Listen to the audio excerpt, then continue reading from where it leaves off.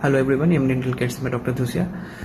Comment section में मुझसे पूछा गया कि थर्ड मोलर मुंह में लगभग किस उम्र में आता है और सर्जिकली इसको निकालते वक्त कोई तकलीफ होता है कि नहीं। तो देखिए, third molar according to book मुंह में 17 से 25 साल की उम्र के बीच में आता है। रहा सवाल सर्जिकली निकालते वक्त तकलीफ होता है कि नहीं, तो देखिए अभी हम लोगों का जो तकनीक है बहुत आधुनिक हो चुका है। हम लोग लोकल एनेस्थीसिया देकर उस दांत के पूरी तरीके से सुन कर देते हैं। सिर्फ दांत ही नहीं, दांत के आसपास का जो हड्डी मसूड़ा है पूरा सुन कर देते हैं। उसके बाद ही दांत को सर्जरी शुरू करते हैं। तो नहीं, सर्जरी के दौरान कोई तकलीफ नहीं होता है।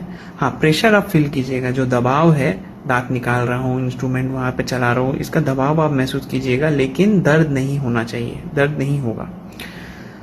हाँ, जब सुन का असर कटेगा तो उसके बाद आपको तकलीफ शुरू होगा, लेकिन आपको दवाई प्रिस्क्राइब कर दिया जाएगा। तो आने वाले कुछ दिनों तक जो भी नॉर्मल तकलीफ आपको थोड़ा बहुत रहेगा वो आप दवाई खा के वो बहुत वेल टॉलरेटेड है, कंट्रोल रहता है।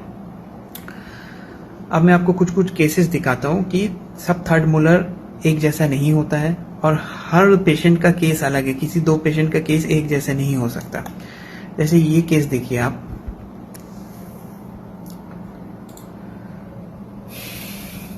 ये इस पेशेंट का ये दांत देखिए, सामने वाले सेकेंड मोलर की तुलना में इसका झुकाव थोड़ा अंदर की तरफ है। अच्छा, ये देखिए, ये जो हड्डी है, ये हड्डी के अंदर इसका, इस दांत का अंदरूनी हिस्सा अटका हुआ है।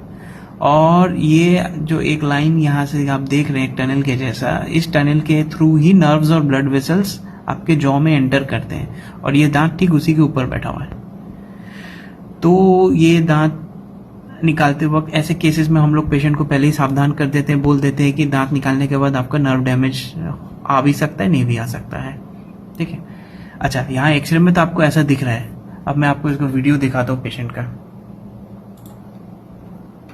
ये देखिए, ये वही केस है, लेकिन देखिए यहाँ पे दांत सिर्फ इतना ही मुंह के अंदर दिख रहा है, सिर्फ इतना। और यहाँ पे देखिए ये है, ये तो खैर दूसरा वाला दांत है। अच्छा, नेक्स्ट एक केस शेयर करता हूं। ये देखिए, एक ही पेशेंट है, उसके पेशेंट के नीचे वाले जॉ के लेफ्ट साइड में देखिए दांत ऐसा सोया हुआ है, पूरा सो कर है इस सामने वाले दांत की तुलना में, और ये भी उस नर्व के बहुत करीब है। और उसी पेशेंट का राइट साइड में देखिए नीचे का दांत इस तरीके से नॉर्मली निकला है। अब पेशेंट यहाँ साफ कर पाती हैं, इसलिए पेशेंट को कोई तकलीफ नहीं है। इसलिए इस केस में इस दांत को रख भी दिया जा सकता है। लेकिन अगर यहाँ ठीक तरीके से पेशेंट साफ ना करे तो ये दांत भविष्य में निकालना भी पड़ सकता है। अच्छा, एक और केस दिखाता हूं। ये देखिए, यहाँ पे स्पेसिंग की कोई तकलीफ ही नहीं है, ये दांत एकदम नॉर्मली निकला है, थर्ड मोलर बोथ साइड। और पेशेंट इस दांत के पीछे भी साफ कर सकता है ब्रश को ले जाकर, स्पेशल टाइप का ब्रश है उसके माध्यम से।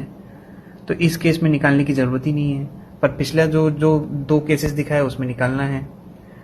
अब मैं आपको इंटरनेट से और कुछ केसेस दिखाता हूँ। जैसे ये देखिए, ये दांत यहाँ किस तरीके से अटका हुआ है, एकदम अंदर की तरफ सोया हुआ है, प्लस आसपास ये इतना बड़ा उसका एक सीस्ट होकर है।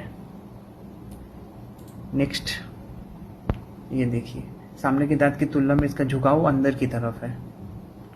एक और केस दिखाता हूँ। ये देखिए, यहाँ पे दांत जो है इस दांत की तुलना में ऐसे ऐसे है, अंदर से बाहर की तरफ अटका हुआ है।